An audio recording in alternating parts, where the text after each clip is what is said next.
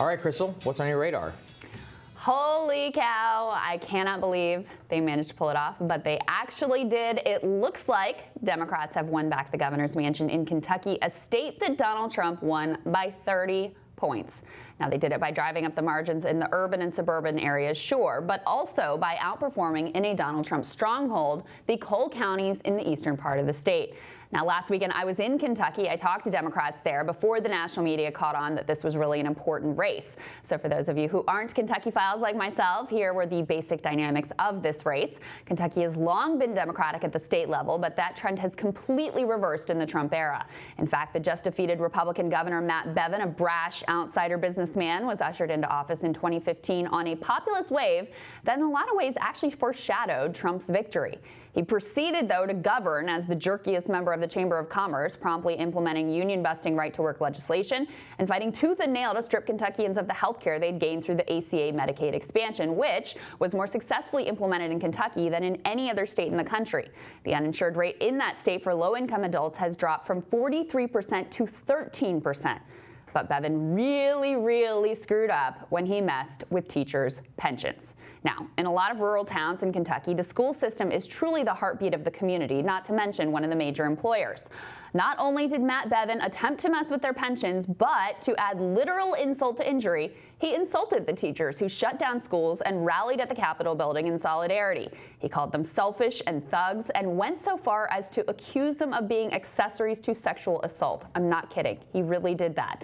In other words, rather than the outsider populist he ran as, he turned out to be a rich guy prick who delighted in insulting workers and messing with their health care, unions, and pensions. Now, I must be honest, the Democratic candidate, AG Andy Beshear, is not exactly a phenom in the charisma department, but he does have a well-known last name in the state. His dad was the popular governor who implemented the Medicaid expansion, and from everything I could tell, he ran quite an excellent and disciplined campaign on the ground.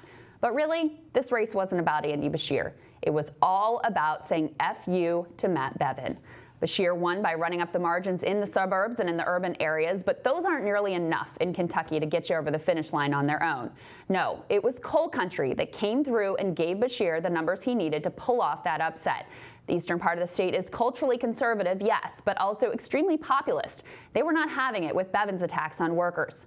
Now look, Democrats are rightfully giddy about this result, especially since Don Jr. and Pence and Trump all turned up to try to drag Bevin, the quote, pain in the ass, as Trump called him, across the finish line. But let's be clear, Beshear won in spite of national Democrats, not because of them. And the populist critique of Bevin that won this race is not remotely what Democrats have used to go after Trump. For example, Kentucky Democrats did not win by launching esoteric attacks on Bevin about the norms and guardrails of democracy or lofty ideals like freedom of the press, even though Bevin is probably even more hostile to the press than Trump is. I can promise you that Ukraine, Russia, and impeachment were only ever mentioned by the Republican side. Instead, Democrats pulled this off by staying lightning focused on the way that Bevin hurt working class families.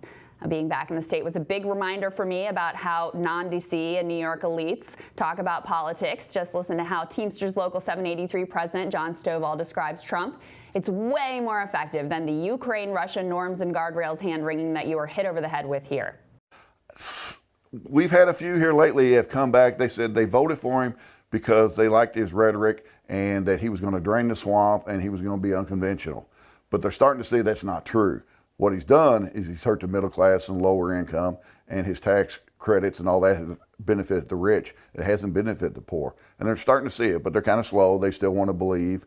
And they, the promise he promised that he was going to take care of, and he hasn't done that. And I think it's starting to resonate. Stovall says that Trump's hurt the middle class and lower income, and his tax credits have benefited the rich. Simple, straightforward, connected to people's lives, not contempt-filled, judgy, or condescending. On the other side, Bevin very much tried to use the dumb socialism sucks argument that the Democratic establishment keeps telling us we should be terrified about. He tried to tie Andy Beshear to AOC and the Green New Deal and Bernie Sanders. Obviously, it failed. Here he is deriding crazy Bernie's agenda of giving out free stuff and, of course, murdering the American dream. Hi, this is Kentucky Governor Matt Bevin. Today, Sunday, Bernie Sanders, Crazy Bernie, is going to be here in Kentucky. He's here protesting business. He's protesting those who create jobs and opportunity. He thinks that everything should be free. Somehow the job creators should be punished. then the people who do or don't work to varying degrees should get everything for free. Doesn't work that way. Anytime someone gets something for free, someone else is paying for it. The accompanying tweet read, Bernie Sanders is in Louisville supporting his friend Andy Beshear and spreading his hateful class warfare and communist ideology. Kentucky voters, which side are you on? Do you support socialism or do you still believe that America is the greatest nation on earth? Well, I guess it was socialism and class warfare for the win then.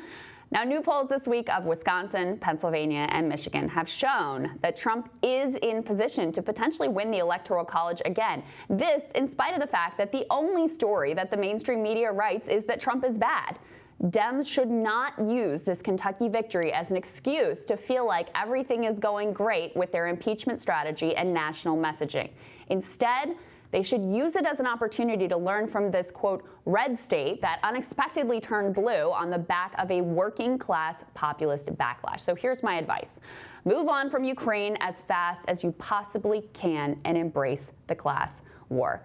Sagar, the other piece here is there's a lot being made of what this means for Mitch McConnell's chances next year. And we're going to have a piece on that as well tomorrow based on my time there, too. But I would caution not to read too much into state-level results in Kentucky versus federal results. McConnell will be very hard to defeat. And that's what I said earlier, which is, look, there's actually some lessons here, more about how Bevin himself conducted himself whenever he was in office than there is like, oh, the suburban, the working class backlash. It's like, actually, as I understand it, the Republicans on the ticket all vastly outperformed Matt Bevin, yes, right? They like did. The Attorney General was called, the Attorney General's race was called like at 6:30 p.m. last night, overwhelmingly swept across the state. So I think, what is it, 5 out of 6 Republicans on the ballot statewide actually won. Matt Bevin didn't. What does that tell us about Matt Bevin himself, about the way that you should conduct yourself as a governor in a red state, in a Trump state in particular, which has that overwhelming working class Republican support?